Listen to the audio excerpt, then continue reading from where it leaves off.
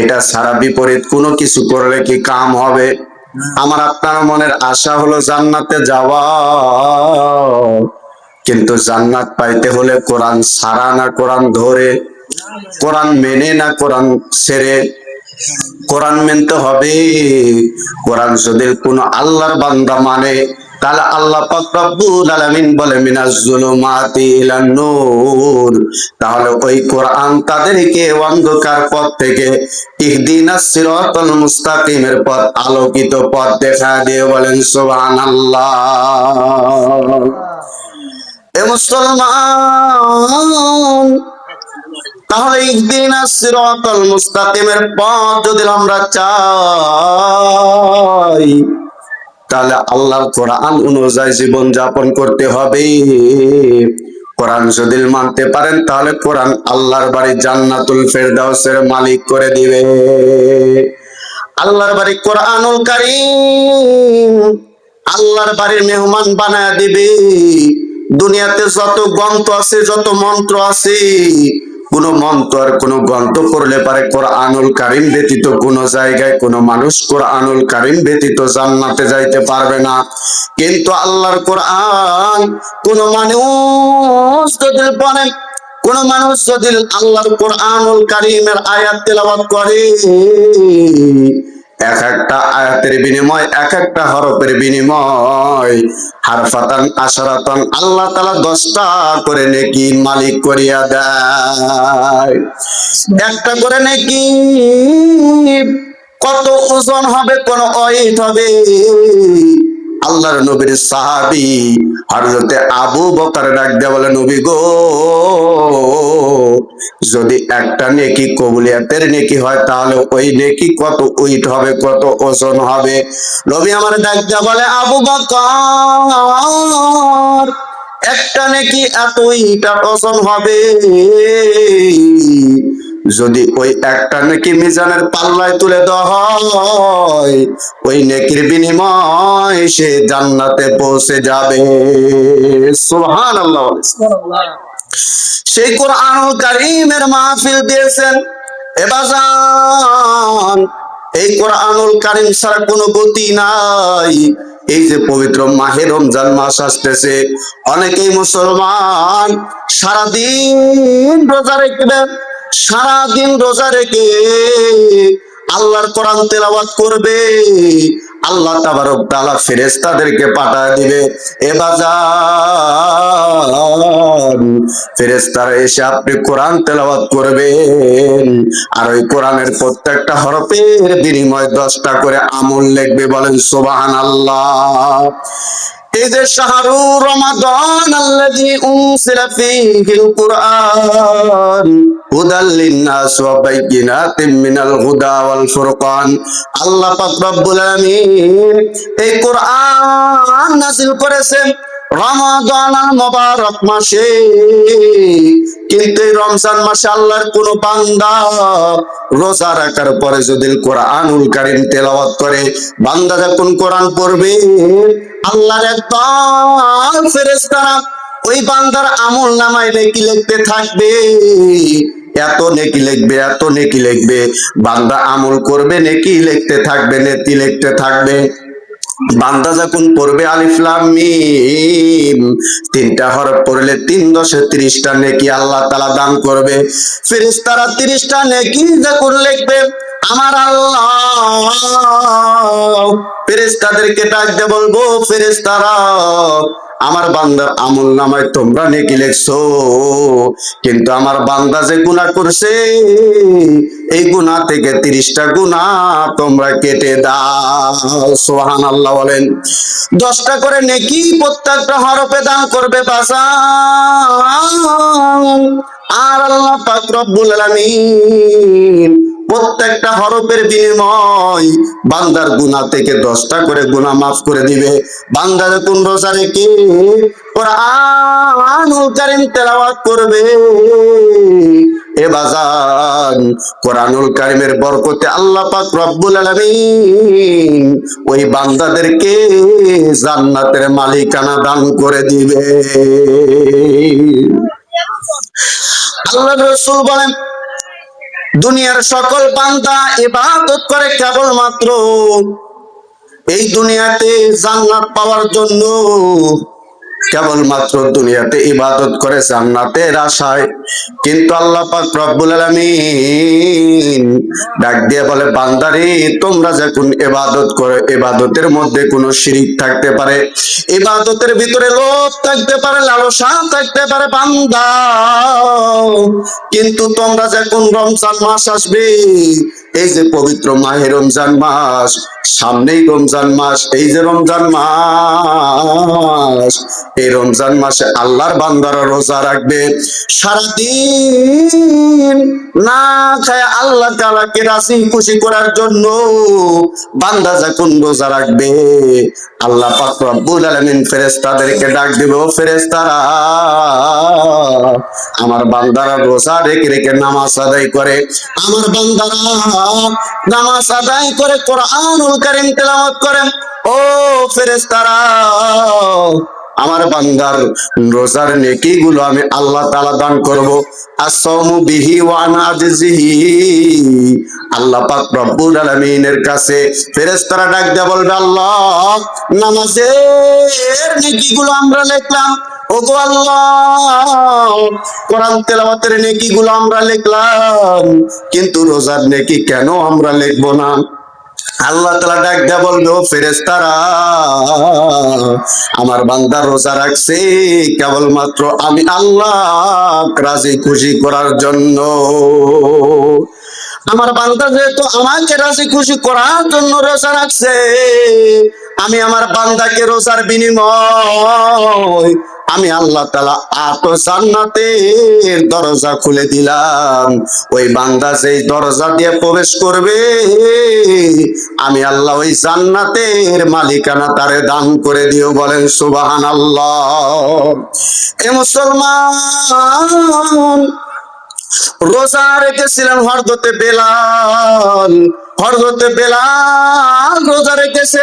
নবী আমার মসজিদে নববীতে সাহাবাদেরকে ডাক দিয়ে বলে, ও সাহাবীরা, তোমরা একটা খুরমা খেজুর হলেও তোমার অপর মুসলমান রোজাদার ভাইকে দান করবা, এক গ্লাস পানি হলেও তোমরা ওই রোজাদার অপর ভাইকে দান করবা, পানিগুলো পান করাইবা, বিনিময় তোমরা এক গ্লাস শরবতের পানি পান করাইলে তোমাদেরকে আল্লাহ তাআলা কিয়ামতের দিন হাউজে কাউসারের পানি পান করায় দিবে। সুবহানাল্লাহ বলেন। তোমরা যদি একটা খুরমা খেজুর তোমার কোন রোজাদার ভাইকে যদি খিলাও, তোমরা যদি রোজাদারকে যদি মেহমানদারি করাও, তাহলে একটা খুরমা খেজুরের বিনিময় আল্লাহ তাআলা তোমাদেরকে জান্নাতের খাবার দান করে দিয়ে। বলেন সুবহানাল্লাহ। হযরতে বেলাল মনটা খারাপ করে মসজিদ নববী দুইটা চোখের পানি ছেড়ে ছেড়ে কাঁদতেছে। নবী আমার ডাক দেয়া বলে, বেলাল রে, কি জন্য কান্দো, কি জন্য কান্দো? হযরতে বেলাল নবীজি কাছে ডাক দেয়া বলে, নবী গো, আপনি বলেছেন কোন একজনকে যদি খুরমা খেজুর খিলানো যায় তাহলে আল্লাহ জান্নাতের খাবার খিলাইবে, কোন একটা ভাইকে যদি এক গ্লাস শরবত পান করা যায় রোজাদার ভাইকে, তাহলে আল্লাহ তাআলা হাউজে কাউসারের পানি পান করাইবে। কিন্তু নবী গো, অনেকের তো খুরমা খেজুরের বাগান আছে, অনেকেই বাগান থেকে খুরমা খেজুরের গাছ থেকে খুরমা খেজুর পেড়ে নিয়ে আসবে, আর ওই খুরমা খেজুর দ্বারা আমার অন্য ভাইকে, রোজাদার ভাইকে, খুরমা খেজুর দ্বারাই রোজাদার ভাইকে দাওয়াতি দিয়ে মেহমানদারি করাইবে। কিন্তু গো নবী, আমি এমন করি, আমি বেলাল কেমনে একটা খেজুর দান করে খিলাইব? ও গো নবীজি, আমি বেলাল কেমন করে আমার ওই রোজাদার ভাইকে কেমন করে আমি শরবত পান করাইব? নবী আমার ডাক দেয়া বলে, চিন্তার কোনো কারণ নাই। নবী আমার বাইতুল মাল থেকে কিছু হাদিয়া বেলালকে দিছে। হযরতে বেলাল ডাকতে বলে, নবীজি এই মাল কোথায় থেকে দিলেন? নবী আমার ডাকতে বলে, ও বেলাল চিন্তা করো না, চিন্তা করো না, আমি নবীজি তোমার দান করে দিলাম।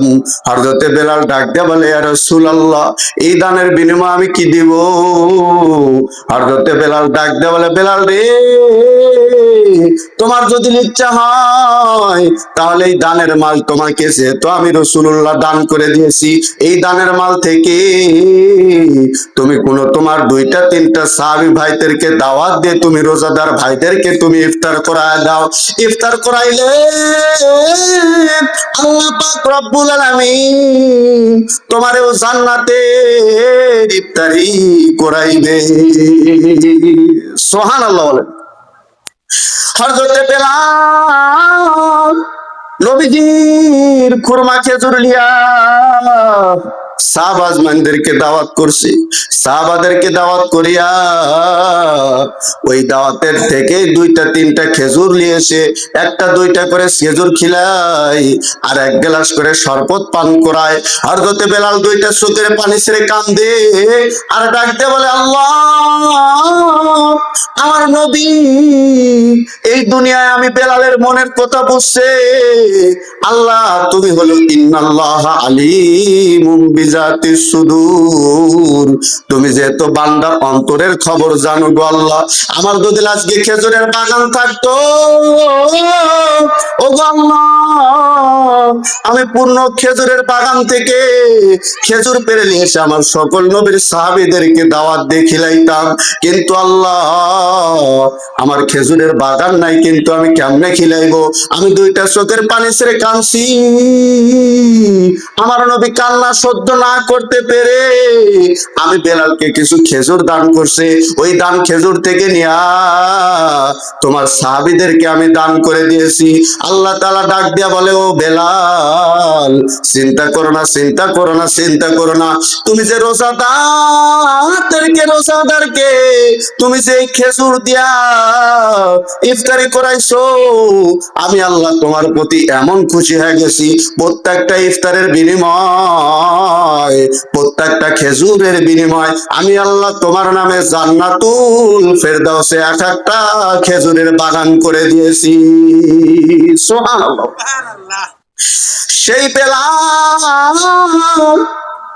নবীজির কাছে একদিন দুইটা চোখের পানি ছেড়ে কান্দে আর ডাক দেয়া বলে, নবী গো আপনার পাশে থাকবে, আপনি দুনিয়ার থেকে ওয়াফাত হওয়ার পরে আপনার পাশে থাকবে হযরতে আবু বকর, আর আপনার ডান পাশে হযরতে আবু বকর আর বাম পাশে হযরতে ওমর থাকবে। ওগো নবীজি আপনি যেদিন হাসরের ময়দানে দাঁড় হয়ে যাবেন নবী গো, আপনার ডান পাশ থেকে হযরতে আবু বকর দাঁড়ায় যাবে। ওগো নবীজি আপনার বাম পাশ থেকে হযরতে ওমর দাঁড় হয়ে যাবে। কিন্তু নবীজি আমি সারা জীবন মসজিদে নববী আমি আজান দিয়েছি, আমি হলাম মুয়াজ্জিন, আপনি হলো ইমাম। আমি যখন আজান দেই তখন আপনি ইমামতি করার জন্য ইমামের মুসল্লায় চলে যান। আমার মনের আশা গো নবীজি আপনি যে জায়গায় থাকবেন আমি বেলাল ওই জায়গায় থাকবো। ওগো নবীজি আপনার সারা দূরে থাকতে আমার ভালো লাগে না।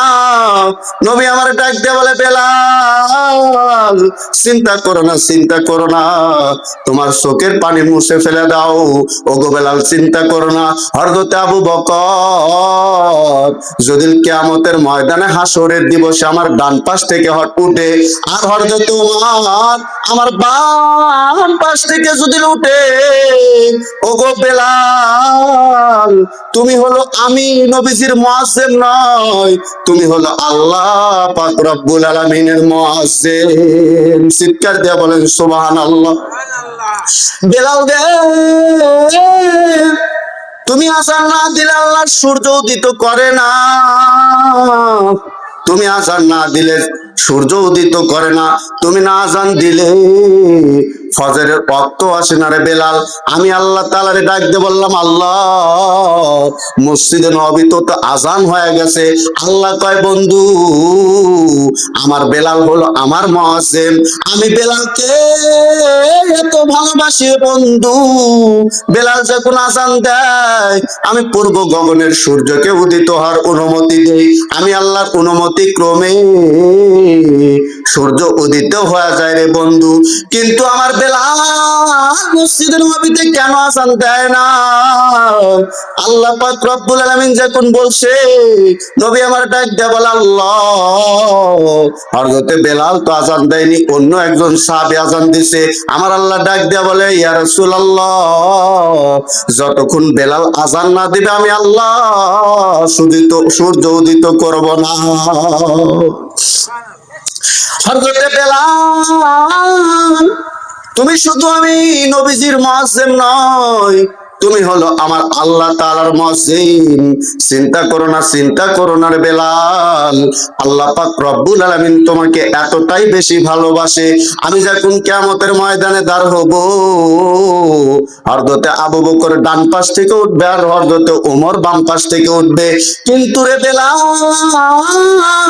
আমি নবীজি তোরে কথা দিলাম, তুমি সেই জায়গায় কেন না থাকো, দুনিয়ার যেই জায়গায় তোমার কবরস্থ না হোক কেন, তোমার কবর না কেন হোক, কিয়ামতের ময়দান আমি নবীজি রওজার ভিতর থেকে, আমি নবীজি রওজার পাও মোবারক থেকে উঠবে তুমি হাসরের দিবসে। বলেন সুবহানাল্লাহ। হযরতে বেলাল উঠবে কোন জায়গায় থেকে? হাসরের দিবসে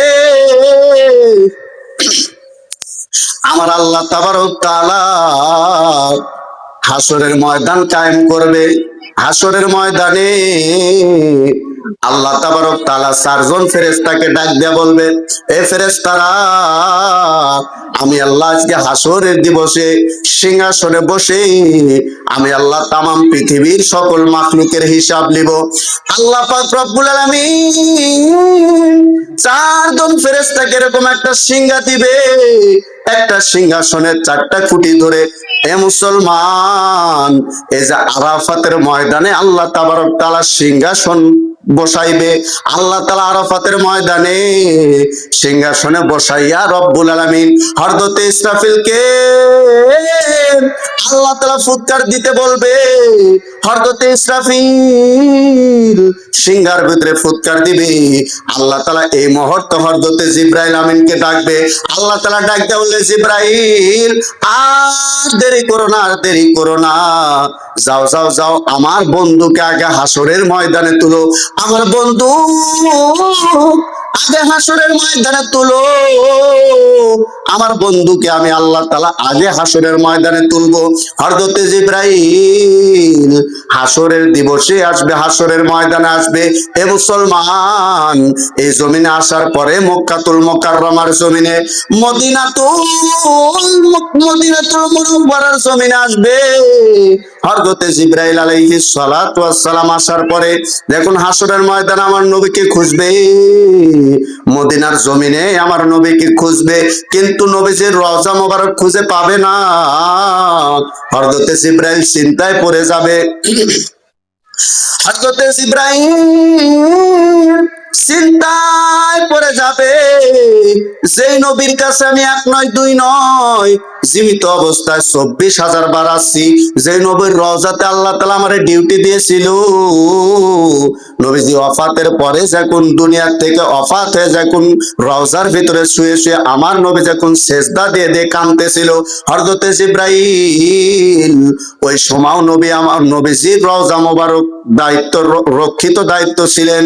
হযরতে জিবরাইল নবীজির রওজা মোবারকে ডিউটি করতেছে। ওই জিবরাইল এসে নবীজির রওজা মোবারক খুঁজে খুঁজে পাবে না। হযরতে ইসরাফিলকে ডাক দিবে, ইসরাফিল, তুমি যে সিংহাসনে ফুৎকার দিয়েছো আমার নবীর রওজা খুঁজে পাই না কেন?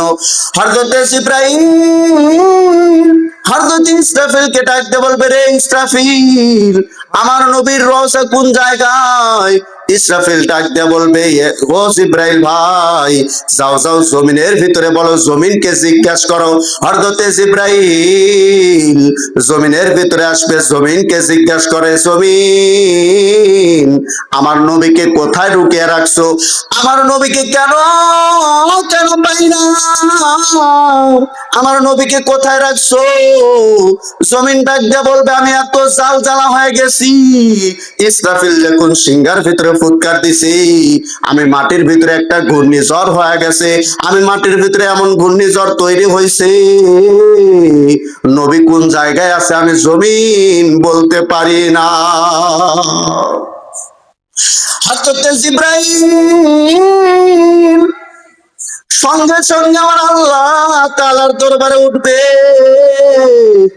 আল্লাহ তাআলারে ডাক দিয়ে বলবে, আল্লাহ জমিনের ভিতরে তো আপনার নবীকে খুঁজে পাই না, আপনার রসুলকে খুঁজে পাই না, হাবিবে কিবরিয়া কই?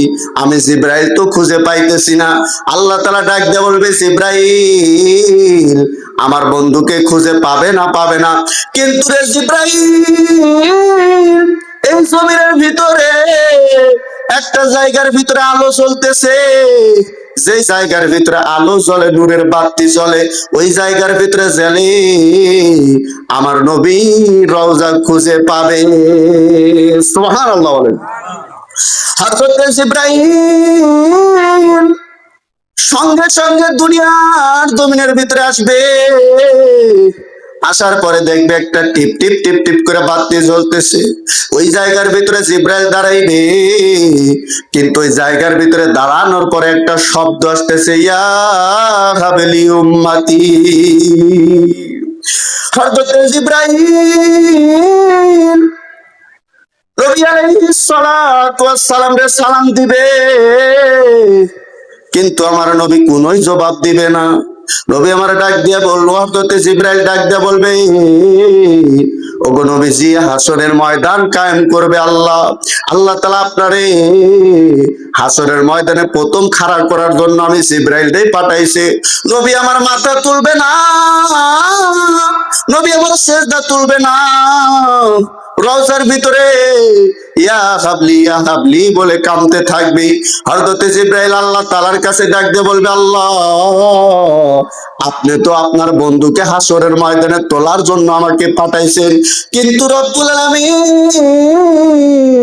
আপনার বন্ধু তো রওজার ভিতরে কাঁদে, এই হাসরের দিবস কায়েম হইতেছে মহামারী, এমন একটা ভয়াবহ, কিন্তু এই ভয়াবহ অবস্থা আপনার বন্ধু ইয়া হাবলি উম্মতি বলে কাঁদতেছে।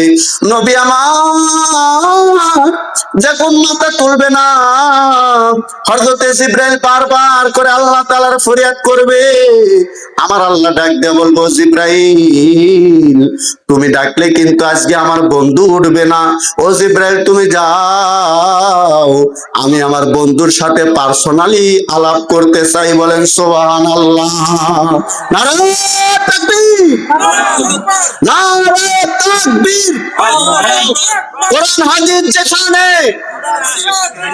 কোরআন হাদিস যেখানে, আল কোরআনের আলো, আল কোরআনের আলো, এখন আল কোরআনের আলো সংসদে, কি আল কোরআনের আলো সংসদে, এখন কোরআনের আলো তো আর জ্বলে না, কারেন্টের বাল্ব এসে, কারেন্টের আলো আসা মানুষের ঘর বাড়ি আলোকিত করছে, কিন্তু কোরআন মানুষের এই তক্তের উপরে ময়লা ধরে জং ধরে গেছে, ঠিক কিনা? আজ কোরআন পড়ে না বাজান, আজ খালি ঘরের ভিতরে বিশাল বড় টিভি রাখছে, বিশাল বড় টিভি, এই টিভি চলে, কি চলে? টিভি চলে। আগে মানুষ কোরআন তেলাওয়াত করতো, মা বোনেরা কোরআন তেলাওয়াত করতো, কিন্তু আজকাল মা বোনেরা কোরআনকে ভুলে যায়, 32 ইঞ্চি 36 ইঞ্চি হাওলাত করে টেকা নিয়ে আসছে, আবার কিস্তি তুলে টেকা তুলে নিয়ে আসা, তারপরে 36 ইঞ্চি টিভি কিনে নিয়ে আসা, এবার চ্যানেল খালি টিপ দেয় আর টিভি দেখে। আছে না নাই? মালাকুল মউত যখন আসবে জান কবেজের সময়, একাদে নামাজ পড়েন নাই, মান তারাকা সালাতা মুতাআম্মিদান ফাকাদ কাফার। জীবনে কত নামাজ ছেড়ে দিয়েছেন, প্রত্যেকটা নামাজের বিনিময়ে আল্লাহ তাআলা 70 হুগা জাহান্নামের শাস্তি দিবে। এক হুগা হলো এই দুনিয়ার 50,000 বছর। আর যখন এই দুনিয়ার থেকে আপনি মৃত্যুবরণ করবেন, আপনার খাতার ভিতরে তো নামাজ পড়েন নাই, অনেক বাকি হয়ে গেছে নামাজ। লাল কলমের সাইন করে দেয়নি রক্তে, একাদে তো মালাকুল মউত আজরাইল আপনাকে শাস্তি দেওয়ার জন্য আসবে জান কবেদের সময়। কিন্তু যখন আপনার ঘরে 36 ইঞ্চি টিভি দেখবে, মালাকুল মউত আল্লাহরে ডাক দিয়ে বলবে, আল্লাহ আরে একরকম শাস্তি দিলে হবে না, আগে ডবল শাস্তি দিতে হবে। আল্লাহ বলবে কেন? বলবে আল্লাহ এর ঘরের ভিতরে 36 ইঞ্চি টিভি আছে। কয় ইঞ্চি টিভি? 36 ইঞ্চি টিভি, যার কারণে ডবল শাস্তি দিতে হবে। এই জন্য পবিত্র সামনে মাহে রমজান মাস, রমজান মাসের রোজা আমরা রাখবো তো ইনশাল্লাহ। দেখবেন অনেকেই রোজা থাকবে না, গোপনে গোপনে সিগারেট খাবে, ফেরেশতারা জবাবে না? আল্লাহ তাআলা দেখবে না? দেখবে কি দেখবে না? আল্লাহ তাআলা বলবে যারা রোজা থাকবে না তাদেরকে রিমান্ডে লিয়া কবরে লিয়া আমি গোপনে মার দিব।